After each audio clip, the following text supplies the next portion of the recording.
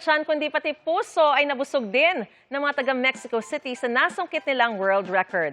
Ang inihanda kasi nilang napakahabang merienda na kung tawagi torta, sabay-sabay nilang pinagsaluhan. Ating saksihan. Overloaded sa palaman na karne, keso at gulay. Sino bang di matatakam sa Mexican sandwich na torta? Sa pagbubukas ng 2026 Torta Fair sa Mexico City, dose-dose ng chef ang nagsani-puwersa. Ang kanilang inihanda, sangkatutak na torta na kapag pinagtabi-tabi, aabot sa 100 meters ang haba o kasing haba ng 8 bus na ipinarada. Hebigat din ang sandwich na mahigit 1.5 tonelada, singbigat ng compact SUV. Target nilang makuha ang world record para sa pinakamalaking serving ng sandwiches.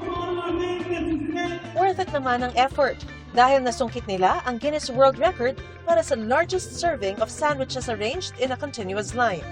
Instant blowout na rin ang super-sized serving na pinagsaluhan ng lahat ng dumalo at sumuporta.